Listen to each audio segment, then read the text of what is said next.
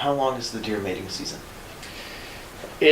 They're considered to be a short day seasonal breeder, which means they have normal estrus cycles, which is the changes that occur from one ovulation to the next, about every 28 days during the short day period. So if you think from about September to December is when the main reproductive phase going on called the rut is occurring, and that's by far when the deer are most active. Short day fall breeding animal. Most of them, if you look at gestations, right at 200 days, 198 days for a white-tailed deer. When is the most active time of day for deer? They're really crepuscular. If you look at their eyes, for example, they have a higher proportion of rods, the low-intensity light ones. You know, and we talk about going into a dark room and trying to see, and you say we wait for our eyes to adjust. Mm-hmm. They do better in low light vision than we do. They also have a tape in them, the reflective layer in the back, so when we talk to deer in the headlight look and you see eyeballs glowing, or look at a raccoon or possum. So they're basically designed to see in better low light conditions than us. And as a result, really their most active time periods are early morning and late evening. You'll end up seeing more deer during different times of day because they don't have the threats. They don't have those kind of things that they have to do. So really that low light adaptation and their digestive system being ruminants allows them to go out, gather a lot of feed, and then go back and hang out and not worry about it. So really those two low light periods are when they're most active. Do deer congregate into seasonal harems?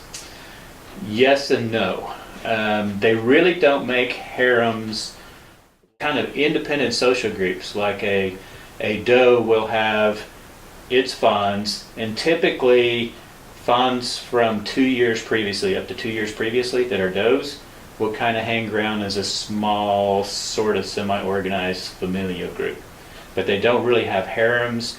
They have loose associations like you'll see out on some of the hay fields and things in the early morning or night. You may see 50, 60 deer, but they don't move as individual blocks. So they're much more solitary than most people would think. During the summer, and this is kind of reproductive cycle-wise too, you will have what we call bachelor groups of bucks, 4 to 6 bucks, usually some older ones and a couple younger ones, will kind of intermingle toward the end of summer, and then once the reproductive behavior starts, when testosterone really kicks in, then they'll separate. How far do deer typically migrate? White-tailed deer really don't. They don't really migrate at all. Their home range will change depending on where they live. Mm-hmm. And that can vary tremendously, because if you think about it, what do they actually need to survive? They need food, water, and shelter. The home range is really based off of resources. What is the typical parental care given to young, if any, from the male? That's easy. None. Okay. Yeah, it's a single parent deal. There's strong bonds between the doe and the fawns. And again, if the fawns are female, they will kind of hang out with the doe for up to 2 years. The male will leave by the time it's 7 months to a yearling. They're going to wean them or separate them off, typically 10 to 12 weeks. So if they're born in May or June, by September, October, they're pretty well on their own. But again, the females will hang with them in these loose familial groups, but the bucks are gone. They have the vomeronasal organ is well developed and well documented in deer, and you see this. Horses are great at doing it in cows and other species where they kind of curl their upper lip. Mm-hmm. They're opening up past the vomeronasal organ, which has some very specialized sensory nerve endings to pick up whatever these chemical signals are.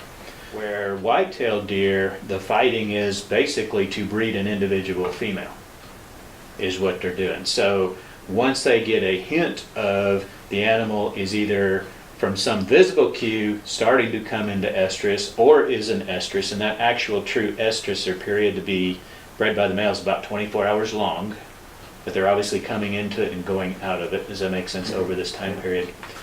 Sometimes a single buck will follow that doe for a week. Totally changed. The effect of it is absolutely astronomical. Besides the physical changes you see, like the thickening of the neck and things, that increase in the ratio of the testosterone and estrogen are both involved in creating that. Really creates a phenomenal dynamic in the male that's so much different. But that's the greatest activity of deer going on, is during that whole time period, because also the does are in estrus, so they're covering ground. Mm-hmm. So that really October to to early January is when the most activity of deer is. When in a confrontation, are there any behaviors that competing bucks express to each other before it actually reaches the point of a fight? The ones that I've enjoyed watching on campus, they will sit there and look at each other, which is really fun. The heads will bob up and down. And I think part of that's because of the way their vision works. They're trying to focus better because they basically don't can change shape of the lens a lot. So they're kind of set up to see better far away than close up.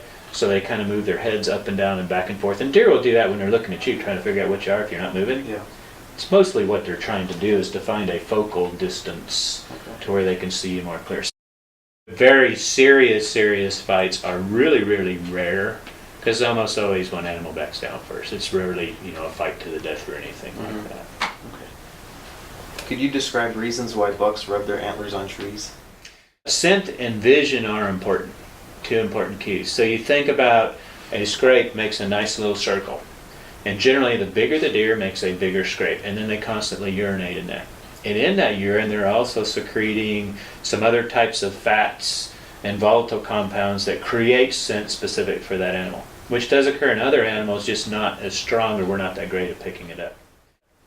So they will have a visual cue with that. The rub is also another visual one where typically you can almost tell the size of the deer by where the rub is. And that's what we think they're doing. The bigger deer will pick a bigger tree, and when it's higher, and it's usually a tree that is more volatile in scent, like red cedar or something like that, as opposed to a pine tree, because a pine tree doesn't scratch very good. So they'll do that. Do all bucks rub trees, or is this behavior only seen in the alpha of the bachelor breed? The most dominant buck is going to have the biggest scrape and what we call a scrape line, where they're making those scrapes and those rubbings in areas that you can follow. Marcusson and Merchant in 1982 proposed that the increased expression of tree scraping in dominant males is actually due to them being able to produce more or larger amounts and stronger scented preorbital gland secretions than subordinate males, and so that is why dominant males produce more tree scrapings than subordinate. How do bucks select what trees they rub on? Is it the size of the tree or something else? I think it's both the size of the tree, the type of the tree, and the location. Keep in mind too that they live on the edge of woods, because that's where the food resources are. These kinds of tree behaviors are along these edges where more deer frequent for creating their signal and calling card, or it's on the trails leading between bedding areas, which will be in the woods, and then where they're actually making a living and eating. During what part of the breeding season is this tree rubbing at its height? Probably during the early part and the middle part, because during the earliest parts you're really going to start to see rubs and scrapes in September, October, a little bit in November. Ozaga and Verm in 1985 found that tree scraping is actually directly correlated to physical fitness and behavioral fitness of males, but it has an intense social significance. It's mainly produced by dominant bucks to deter subordinate bucks from coming into a territory and attempting to mate with does in that vicinity. Okay, so we have a video footage on a trail cam of two bucks fighting. Oh, that's awesome.